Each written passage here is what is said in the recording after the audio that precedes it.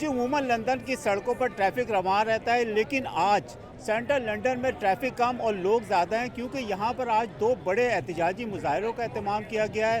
ایک مظاہرہ جو ہے وہ نکبہ کی یاد میں ہے، نکبہ جو کہ 1948 میں جب فلسطین میں لاکھوں فلسطینیوں کو بے گھر کیا گیا تھا اور ان کی نسل کشی کی گئی تھی، جبکہ جو دوسرا مظاہرہ ہے وہ یہاں پر جو ہے جو نسل پرست ہیں اور مسلم مخالف ایک شخص ہیں ٹامی رابنسن، انہوں نے آرگنائز کیا ہے اور جس کا عنوان ہے یونائٹ دا کنگڈم، اور اس کے تحت یہاں پر جو ہے بڑی تعداد میں آج نسل پرست جو ہیں وہ سٹی میں جمع ہیں اور ان کا مظاہرہ دوسری طرف جاری ہے۔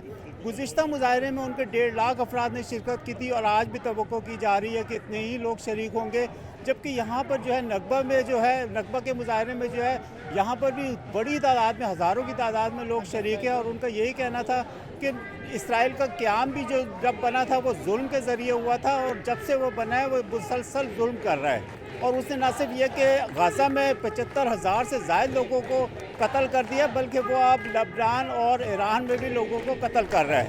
Been genocide going on for more than two years, and I think the British government is complicit by providing weapons, and I think it's about time that this genocide should stop. It's not a war, this is a genocide. Because the genocide in Gaza is still going on. There's still so much violence and unrest in the West Bank, and Palestinians are still getting kicked out of their houses. We want to liberate the people of Palestine. We want to free them from Israeli apartheid and oppression. لاکھوں کی تعداد میں لوگ موجود ہیں اور ہم یہی چاہتے ہیں کہ جو مسلمانوں پہ ظلم اور زیادتی ہو رہی ہے اسے روکا جائے، اور فلسطین مسلمانوں کی جاگیر ہے، اسے مسلمانوں کو دیا جائے۔ انہوں نے برطانیہ سے یہ مطالبہ بھی کیا کہ وہ اسرائیل پر جو ہے وہ اقتصادی پابندیاں عائد کرے اور اس کو اسلحے کی فروخت بند کرے۔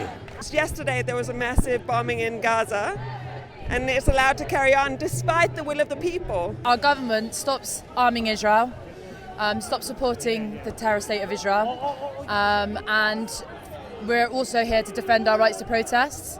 Put sanctions on them, put economic sanctions on them, and to put pressure on our allies in the United States to do the same and to stop supporting the likes of Netanyahu. اس دفعہ police نے یہاں پر 2 ایسے کام کیے تھے کہ جو کہ اس سے پہلے یہاں پر کبھی نہیں کیے گئے تھے۔ ایک تو یہ تھا کہ یہاں پہ جو ہے چہرے شناخت کرنے والے جو کیمرے ہیں وہ نصب کیے گئے تھے، تاکہ جو نسل پرست آ رہے ہیں جو گڑبڑ کرنا چاہتے ہیں ان کی بروقت شناخت کر کے ان کو گرفتار کر لیا جائے۔ جبکہ دوسرا یہ تھا کہ جو یہاں پہ دونوں سٹیجز سے تقریر ہوں گی، ان کو جو پولیس نے وارن کیا تھا کہ اگر کسی نے نفرت انگیز تقریر کی تو جو منتظمین ہیں ان کو ذمہ دار ٹھہرایا جائے گا۔ اس کے علاوہ حکومت نے یہاں پر 11 ہیڈ پریچرز کو برطانیہ میں داخلے سے بھی روکا۔ کیمرہ مین نصیر احمد کے ساتھ سعید نیازی، جیو نیوز، لندن۔